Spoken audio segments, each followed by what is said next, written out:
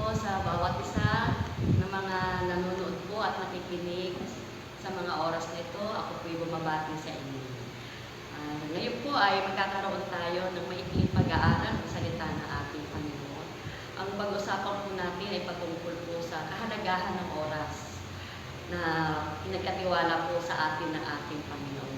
At kung meron lang nga po isang bagay na ibinigay ang Diyos sa atin na pare-pareho po sa lahat, maging ano man ang status ng ating kalagayan, maging bata, matanda, babae, lalaki, mayaman, mahirap.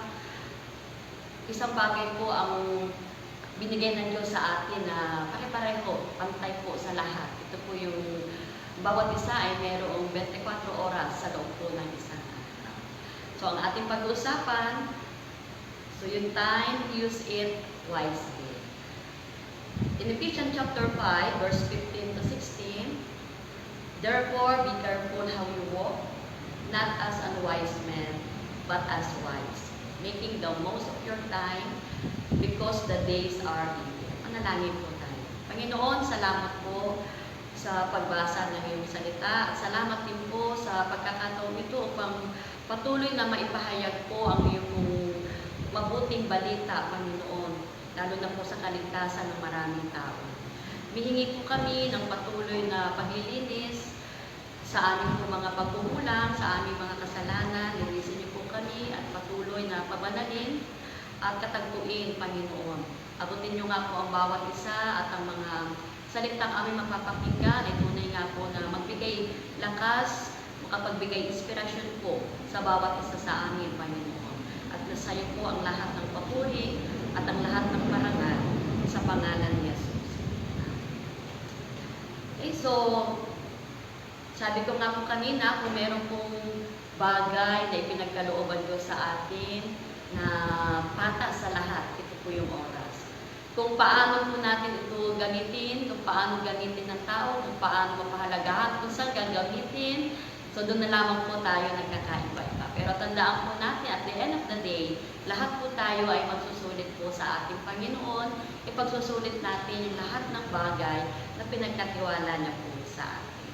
So bilang mga tao na pinili ng Diyos, bilang ng mga mananampalataya, meron pong isang quote na sabi mo dito, godliness is the result of a disciplined spiritual life. But at the heart of a disciplined spiritual life is a disciplined use of time. So bilang mga tao na liwanagan, sabi nga po ng Efeso, na tayo po dapat ay mamuhay bilang taong naliwanagan, bilang taong mayroong kaalaman, at lalo na po kung paano natin gagamitin yung mga bagay na pinagkatiwala sa atin ng Diyos. So yung pagdidisiplina ng oras po natin ay isang dapat po na gagawin o ginagawa ng isang mga taong mayroong pong pananampalataya o isang taong tinatawag na maka-Diyos. So sa ating pong pagpapatuloy, meron po tayong mga ilang words na i-discuss at tutulungan tayo siyempre ng Biblia at kung paano po natin maunawaan po at kung paano po ma-explain pa ng Bible yung kahalagahan po ng oras. At tingnan natin sa dictionary kung ano naman po yung mga kahulugan na para at least mas matulo o makadagdag sa ating pong mga kaalaman. Tingnan po natin, mayroon po tayong word na matatakin, madidiscuss po natin ito. So yung tragedy of a busy but misspent life and time. So isa-isahin natin yon yung word na tragedy. So tragedy, ibig sabihin po, an event causing great suffering, destruction, and distress, such as serious accident, crime, or natural catastrophe. Yung busy po ng word, busy means occupied with or concentrating on a particular activity or object of attention. Misspent, spent wrongly or unwisely or wasted. The word life, one's essence. So ika nga sabi nila YOLO, you only live once. So minsan lang ang buhay na pinagkatiwala ng Diyos sa atin. So kaya dapat huwag natin pong sasayangin. At yung work po na time. So duration regarding as belonging to the present life as distinct from the life to come or from eternity or finite duration. So yun po yung time.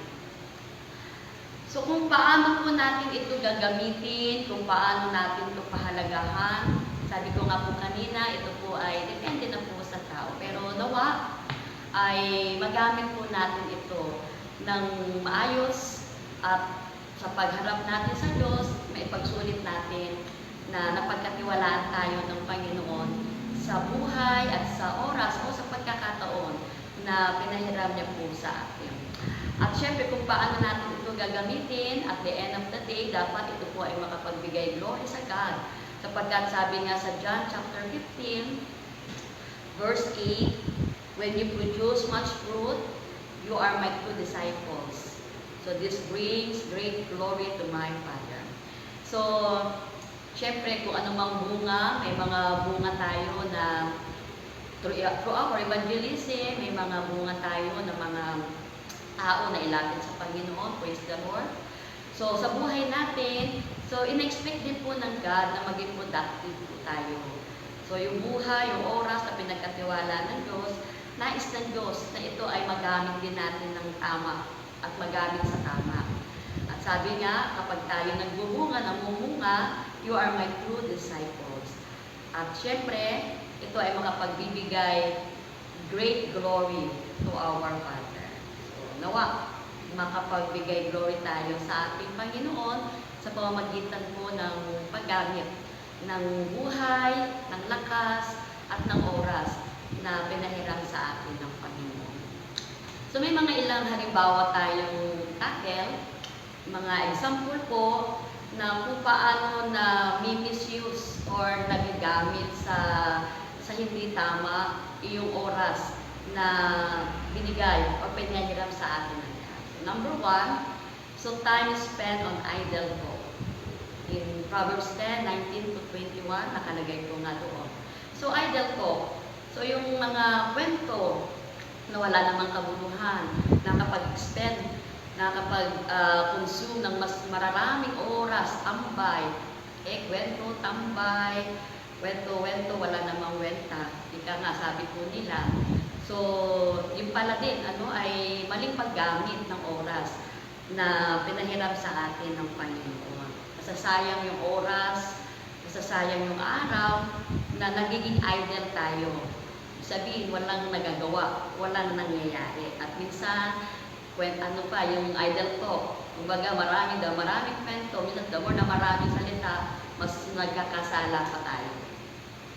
At sumunod, yung time spent on social media. So, hindi po kailan sa lahat yan na talagang sa panahon po ngayon, kahit sino, bilang kabataan, so halos lahat, ay nakakapag-consume po ng maraming oras sa social media.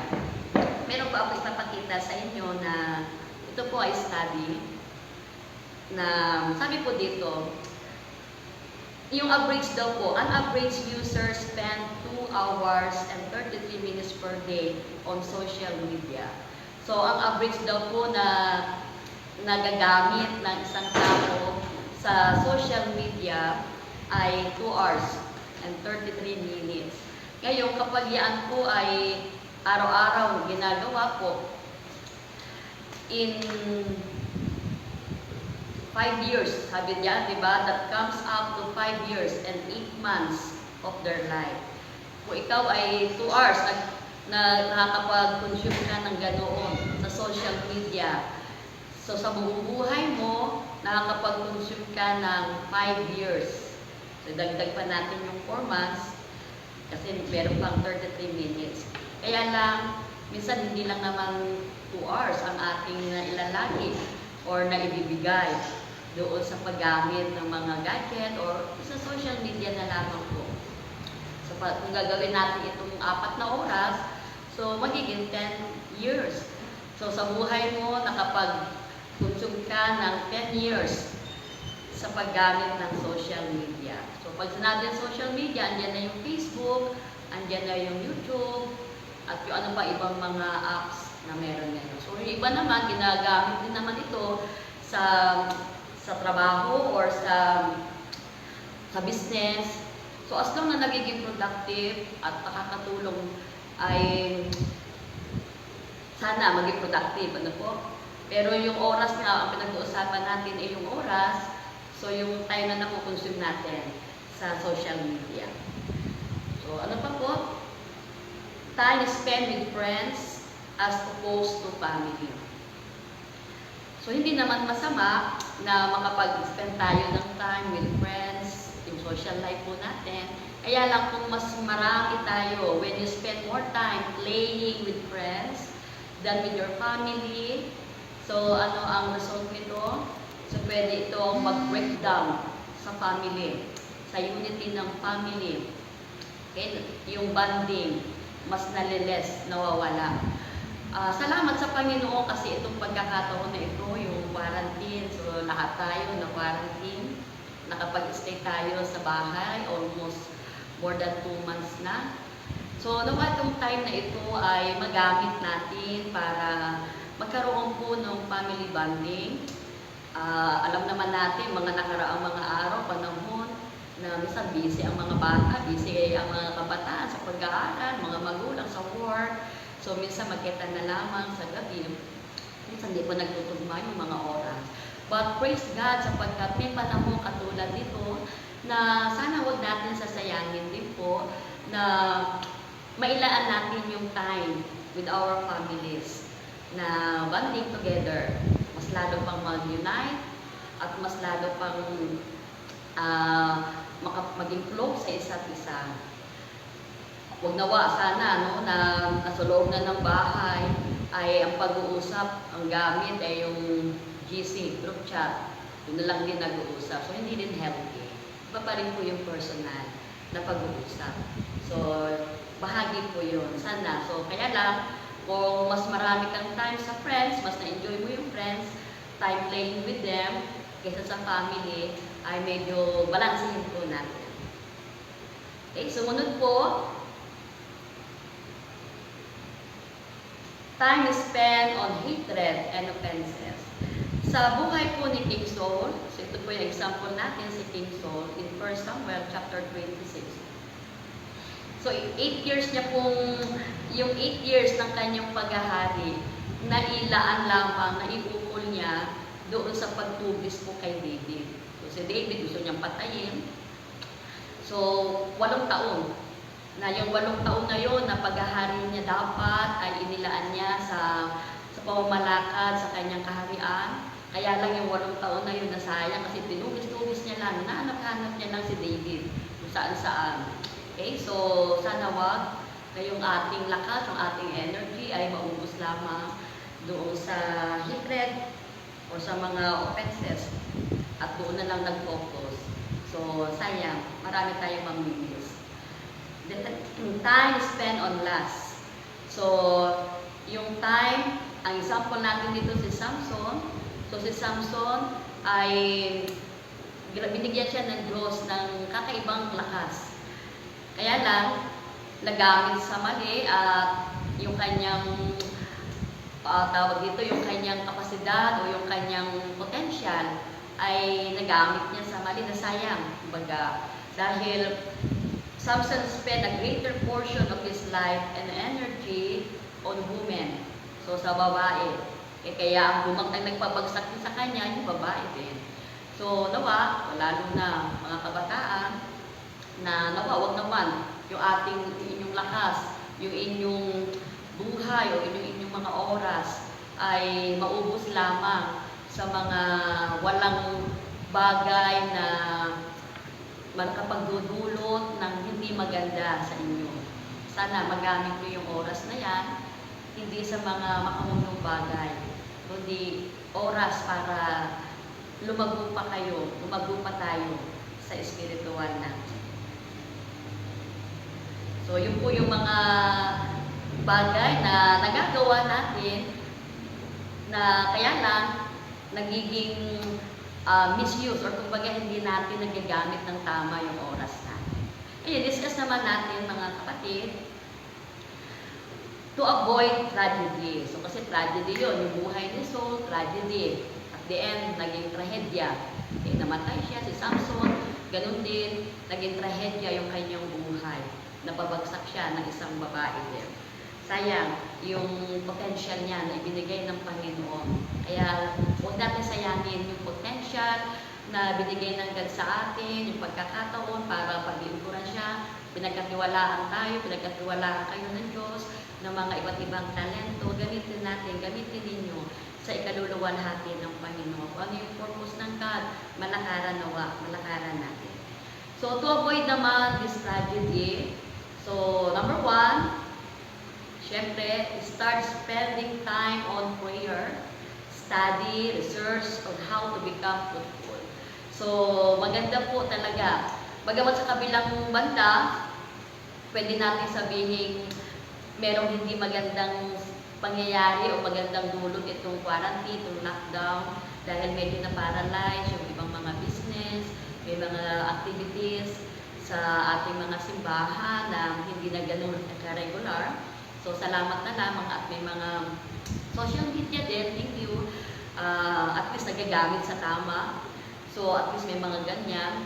Pero, marami, mga na-paralyze ng mga trabaho, ano pa, medyo naapektuhan yung ekonomiya, naapektuhan yung finances ng bawat isa. Pero on the other side naman, meron naman din itong mabuting na idulot. Sapagkat yung time nga na lagi tayo sa loob ng bahay, na sana nagagamit natin ng maayos, so nagiging productive tayo. Yan yung time nga sabi ko kanina, bonding sa family. At syempre, hindi lang sa family, ito yung time na talagang makapaglaan tayo ng hindi abrupt na panalangin. Hindi talagang time na makakapanalangin, devotion, quiet time sa God. So, ito yung gamitin natin yung pagkakataon ito. Salamat sa Diyos. Binibigyan niya tayo ng oras sa ganitong pagkakataon. Then, study. So, study, hindi lamang kapag oras ng Bible study ninyo, kung merong mga cell group, kung merong mga day group, or mga mentoring, sana kahit personal, maglaan tayo ng personal study, pag-aaral natin personal, pag-aaral din yung personal, para mas lalo pa tayo lumago, mas lalo pa pang lumago sa iyong pakikipag-ugnayan sa Panginoon. So, research on how to become fruitful. So, wag mag-research ng kung ano-ano lang sa mga YouTube or mga kung ano-ano. Okay, so gamitin natin yung Google, gamitin natin yung mga YouTube o social media, kung ano man available dyan, para mas maging productive tayo, mas maging fruitful tayo, mas ma-enhance pa yung mga binigay sa atin ng Diyos na mga talento. Okay, so ano pa yung oras? So gamitin natin siya. Become self-discipline. So tutunan natin para hindi tayo mapunta doon sa trahedya ng buhay natin na at the end of the day, pagkisisihan natin sapagkat marami tayong hindi nagawa na dapat ginagawa o dapat ginawa natin. So, mahirap po at very painful na magkaroon po ng mga tinatawag na regret sa buhay. So, become self-discipline. Tutunan natin disiplinahin yung ating sarili. Siyempre, oras yung pinag-uusapan natin. So, tutunan natin magkaroon ng mga time breakdown, timetable, sa bawat gagawin natin. Mula umaga pagkagising, hanggang sa maghapon na yan. So, nakasulat na sana, nakaplano na sana kung ano yung mga gagawin. Okay? So, para at least maging productive, huwag masayang yung panahon na tayo ay naka-quarantine, nakakulong sa ating mga bahay. Okay, then kasama din doon, syempre, yung pagiging self-discipline natin para hindi matukso sa pag-o-open naman kung ano-anong apps. So, mag-uninstall tayo. Mag-uninstall some application from your phone. May mga hindi naman dapat na naka-install sa ating mga cellphone, mga apps, na kung saan mas natitempt ka para i-search yun or gagamitin pa yun na mas lalong kumakain ng oras mo, kapatid. So, alisin na yun. Okay? So, self-discipline. Para at the end of the day, wala tayong regrets. Walang masayang na oras. Then, avoid distraction. So, ito yung kwento doon sa Luke chapter 10 kay Martha, kay Mary, kay Jesus. So, si Martha busy. So, hindi walang ginagawa si Mary, si Martha. Busy si Martha sa gawaing bahay, kasi darating si Jesus. Then, ang sabi ni Jesus sa kanya, Martha, Martha, masyado kang aligaga, masyado kang abala sa maraming bagay, pero isa lamang ang mahalaga. At yun yung pinili ni Mary, ang umupo sa paanan ng ating Panginoon, at siya ay nakinig. So sa buhay natin, maraming mga distraction. So i-avoid natin yung mga distraction na yan para maging fruitful, maging productive yung ating mga buhay, yung ating mga oras. So, hindi porket busy ay pwedeng tama na yung ginagawa. Pwedeng busy ka, pero hindi naman yun yung dapat yung ginagawa. Maganda, maging busy tayo, pero yun yung dapat at yun yung pinagagawa sa atin ng ating Panginoon. Amen po ba? So, sunod pa po natin, ano pa po yung to avoid tragedy? Do something each day that gets you closer to your dream. So, every day, meron ka dapat ginagawa na para mas lalo pang, syempre, of course, lumalim ka sa Panginoon, mas maging productive, at kung meron kang goal, kung meron kang mga dreams, o ano pang dapat mong plan pa.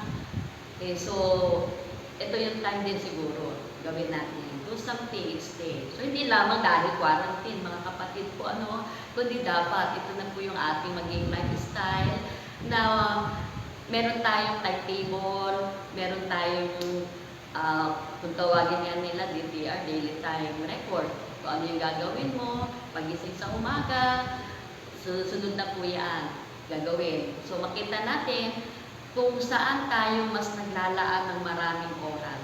Sa mga bagay ba na mahalagang ginagawa natin, or sa mga bagay na hindi naman dapat o hindi mahalaga. Pero yun yung mas kumakain ng oras natin. So wag sanang gayon. Kundi dapat makagawa tayo ng mga bagay bawat araw na mas napapalapit pa doon sa pangarap natin.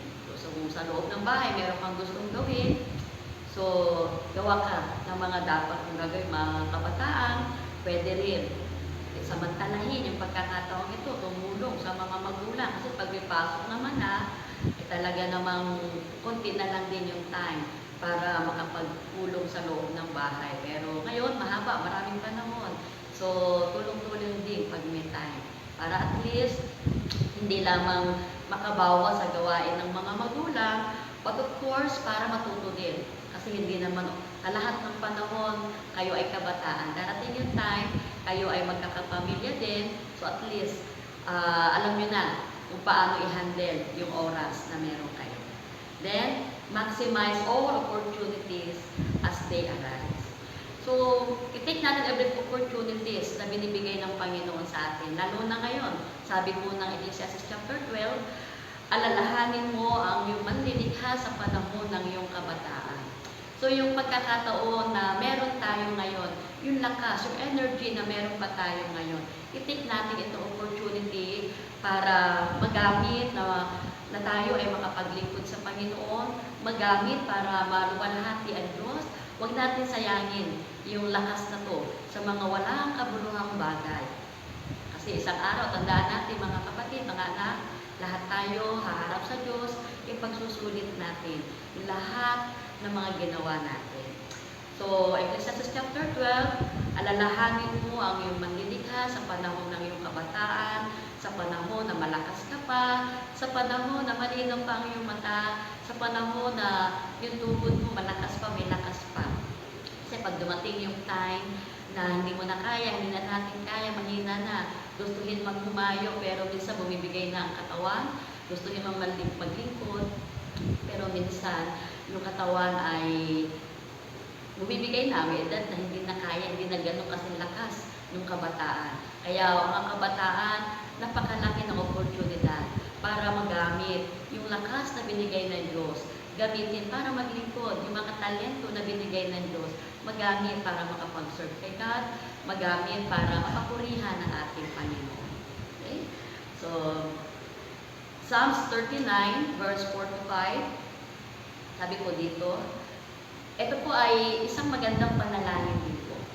Okay, sabi po ng sumulat, Lord, remind me how brief my time on earth will be. Remind me that my days are numbered and that my life is fleeting away. My life is no longer than the weed of my hand. An entire lifetime is just a moment to you. Human existence is but a breath. So napakagandang panalangin na siya mismo, yung sumulat nito, gusto niya ipaalam ng God sa kanya kung hanggang kailan ang kanyang buhay. Para yung buhay na alam natin hindi naman tayo forever dito sa lupa. Tayo po, ang lahat dito, temporary lang po, may limitasyon, may hangganan tayo. So, maganda at least yung alam natin kung hanggang saan yung hangganan natin, yung buhay, lakas natin, hanggang kailan yung panahon na ilalagay natin dito. So, sana mailagay yan sa ating puso para hindi tayo, kumbaga parang, sabi nga ng Bible na yung pwede mong gagawin ngayon, gawin mo na, wag mo na ipapabukas. Kasi yung bukas, hindi mo alam. Hindi natin alam kung ano yung pwedeng mangyari bukas, kung buhay pa tayo bukas, o anong mangyayari. So, ang advice ng Biblia, kung ano daw ang matatagpuan ng ating mga kamay na pwede nang gawin ngayon, gawin na natin at huwag na natin ipabukas. So, ika nga ng mga kasabihan, time is gold. So, mahalaga po ang oras, hindi ito pwedeng ibalik na. Yung ating kabataan, hindi na pwedeng ibalik, o kwento mo na lang, ikay bata ka, pero hindi mo na pwedeng maibalik. Okay, pwede na lang makuhaan ng mga lesson sa buhay. Walang time machine, no? Kwento lang yun, imahinasyon lang. Hindi totoo na pwedeng ibalik yung unang mga panahon. Throwback lang yun, pwede sa picture o sa ano lang kwento. Pero in reality, hindi pwedeng mangyari. Kaya pahalagahan natin yung oras, yung ngayon natin. So, bakit? Sapagkat ang ating buhay ay importante at mahalaga. Your life is precious and should be spent right. So, importante, mahalaga yung buhay, kaya dapat ito ay magamit sa tama. Any misuse of one's time leads to a tragedy.